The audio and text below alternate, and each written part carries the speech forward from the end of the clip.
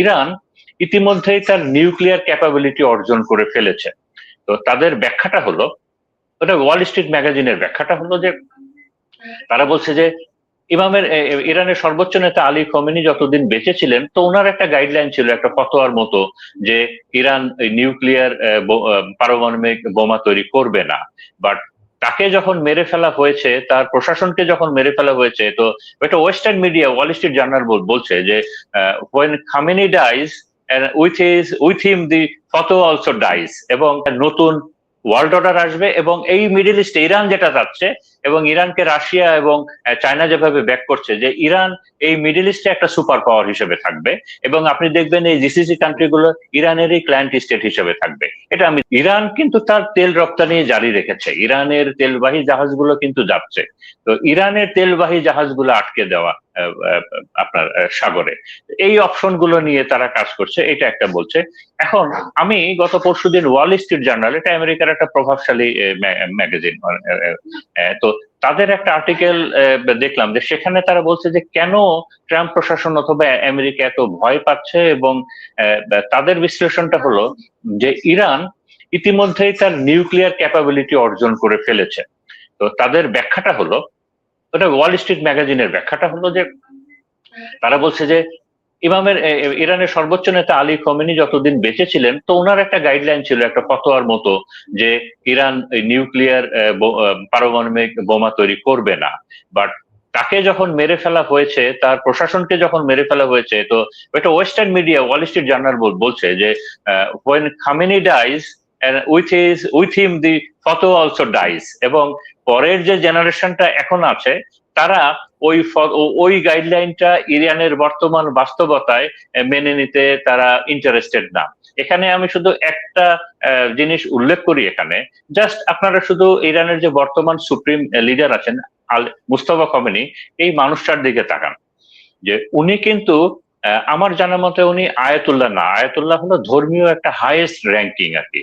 যেমন সৌদি আরব কিংবা অন্যান্য দেশে ধর্মীয় সব থেকে বড় র্যাঙ্কিং, আমরা বলি না যে সৌদি আরবের গ্র্যান্ড ইমাম কিংবা আপনার গ্র্যান্ড মুফতি, লিবিয়ার গ্র্যান্ড মুফতি, এরকম একটা ওই সুন্নি ইরানে ওই ধরনের আয়াতুল্লাহ, মানে একটা হাইয়েস্ট র্যাঙ্কিং রিলিজিয়ান, একটা নলেজ, এবং ওই ধরনের একটা। তো তো এখন আলী মুস্তফাকে কেন সিলেক্ট করা হয়েছে, কারা সিলেক্ট করেছে, এটার একটা বিশাল টিম আছে, 88 জনের একটা মেম্বার আছে, এবং খুব সাইন্টিফিক ইরানের এই সিস্টেমটা। তারা দেখেছে যে এই মুহূর্তে আলী মুস্তফা উনি হলো ইরানের একটা ন্যাশনাল ইউনিটির প্রতীক, ইরানের সাধারণ মানুষের একটা প্রতীক ইউনিটির। আলী মুস্তফা উনি একটা ওয়ার ভেটারান, উনি ইরাক যুদ্ধে যুদ্ধ করেছেন। আলী মুস্তফা এই যে ইরানের যে আইআরজিসি, এইটার সবকিছুর সাথে গত 30 বছর উনি এটার সাথে সম্পৃক্ত ছিলেন। গত 30 বছর ইরানের যে ইন্টেলিজেন্স নেটওয়ার্ক এবং তৈরি, এবং এইটার সাথে খুব ঘনিষ্ঠভাবে আলী মুস্তফা ছিলেন। উনি অ্যাডমিনিস্ট্রেশনে ছিলেন, মানে একটা মানুষ যিনি একটা দেশের ইউনিটির প্রতীক, উনি ইন্টেলিজেন্স ভালো বোঝেন, উনি অ্যাডমিনিস্ট্রেশন খুব ভালো বোঝেন, উনি ওয়ার ভেটারান, উনি এই স্ট্র্যাটেজি যেটা এখন চলছে ইরানের, এইটা প্রণয়নের ভিতরে ছিলেন, উনি আইআরজিসির প্রত্যেকটা স্টেজে ছিলেন। তো আপনি এখন দেখেন যে একটা মানুষ, মানে তারা এই সিচুয়েশনে, এই গিভেন সিচুয়েশনে কিরকম একটা লিডার তারা সিলেক্ট করেছে। তো এই কারণে আমি বলছি যে আমি আমার আগের আলোচনায় ফিরে আসি, যে ইরান তার নিউক্লিয়ার ক্যাপাবিলিটি অর্জন করেছে। তো এই বিষয়ে এই পারমাণবিক যে ইন্টারন্যাশনাল সংস্থা আছে, তাদের একটা বক্তব্য আছে, এক্সপার্ট ওপিনিয়ন, আইএইএ একটা অর্গানাইজেশন, তারা বলছে যে ইরান কাগজে কলমে আমরা জানি যে তারা 60% তাদের ইউরেনিয়াম এনরিচ করেছে, তবে নিউক্লিয়ার বোমা তৈরি করতে গেলে এই এনরিচমেন্টটা 90%-এর বেশি লাগে। এবং তারা বলছে, এটা আমার কথা না, তারা বলছে যে ইরানের যে ক্যাপাবিলিটি আছে, এই 60 থেকে 90% যেতে গেলে খুব বেশি কাজ করতে হয় না, মানে অনেক, এটা একটা হিউজ ব্যাপার না। এটা সাপোর্টিং এ তারা বলছে যে 2003 সালে ইরান কিছু টেস্ট করেছিল, ছোট ছোট টেস্ট করেছিল নিউক্লিয়ার, বাট এখন আমরা বুঝি যে সে তাদের ডেটোনেটর, তাদের ট্রিগার মেকানিজম, এইগুলার একটা ব্যবস্থা তারা তখন করেছিল। বাট এগুলোর এখন তো অনেক ন্যানো টেকনোলজি চলে এসেছে, এখন মানে এখন আরো অনেক বেশি ইজি হয়েছে। এটার সাপোর্টিং এ তারা আরো বলছে যে ইরানের যে হাইপার হ্যাঁ, আমি আর 2 মিনিটে শেষ করছি। যে ইরানের যে হাইপারসোনিক যে মিসাইল ফাতা 2, যেটা গতিবেগ যে 17 শব্দের থেকে 17 গুণেরও বেশি, বলছে যে এই মিসাইলটার দিকে শুধু তাকান।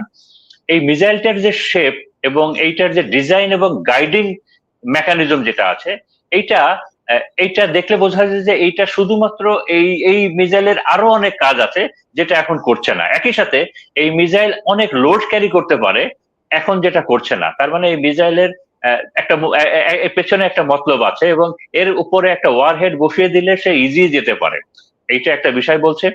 তো এখন বলছে যে এরকম একটা সিচুয়েশনে তাহলে ইরান এখন ওই ধামাকাটা দিচ্ছে না কেন, যে এই ঘোষণাটা দিচ্ছে না কেন যে আমার নিউক্লিয়ার আছে উত্তর কোরিয়ার মতো।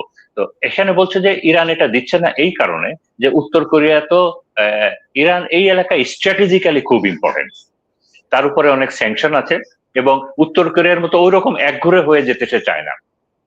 ইরানের অনেক দেশের সাথে সম্পর্ক আছে, বাণিজ্যিক সম্পর্ক ইউরোপের সাথেও আছে ইরানের।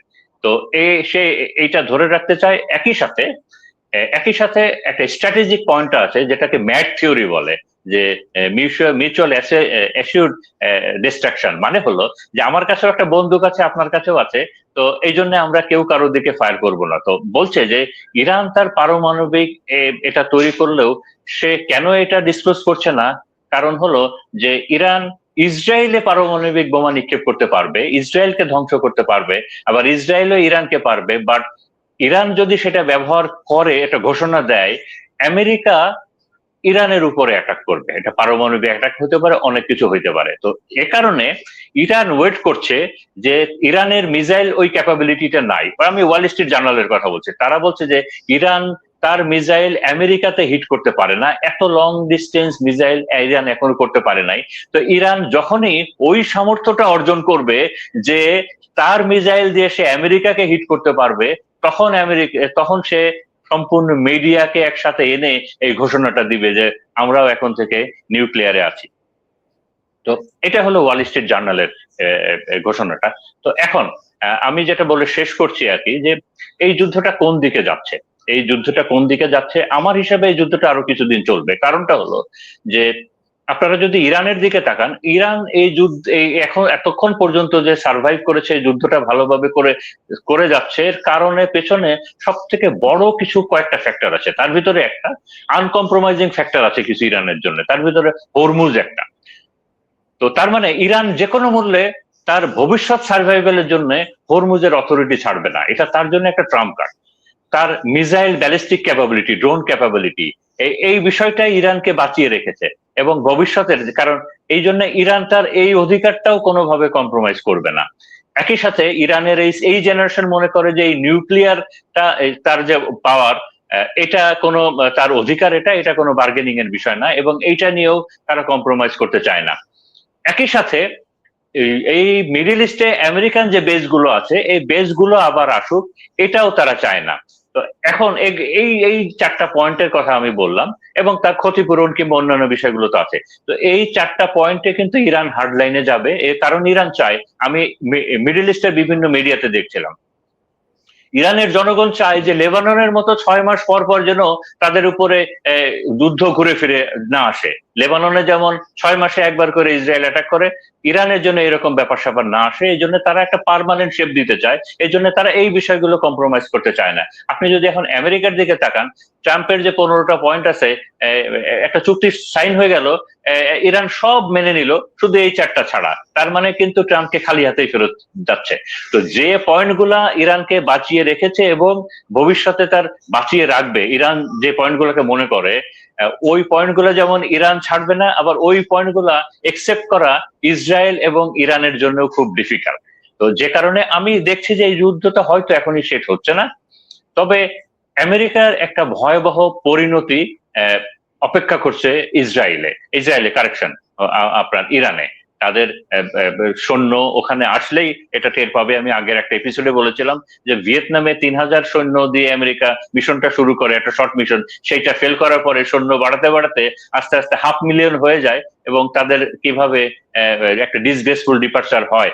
তো ইরানেও তার থেকেও একটা করুণ বিষয় আসবে সামনে, এবং আমেরিকার সাম্রাজ্যবাদের আমরা টাইটানিক যে ডুবতে শুরু করেছে এটা আমরা দেখতে পাবো, এবং আমেরিকান সাম্রাজ্যবাদের এবং পেট্রোডলারের যে সাম্রাজ্যবাদ এটার পতনের শুরু আমরা এখন দেখতে পারবো। এবং আমি শিওর যে আমেরিকা এবং ইসরায়েলের রেজিম চেঞ্জ হবে এবং মিডল ইস্টে একটা নতুন ওয়ার্ল্ড অর্ডার আসবে। এবং এই মিডল ইস্টে ইরান যেটা চাচ্ছে, এবং ইরানকে রাশিয়া এবং চায়না যেভাবে ব্যাক করছে, যে ইরান এই মিডল ইস্টে একটা সুপার পাওয়ার হিসেবে থাকবে, এবং আপনি দেখবেন এই জিসিসি কান্ট্রিগুলো ইরানেরই ক্লায়েন্ট স্টেট হিসেবে থাকবে, এটা আমি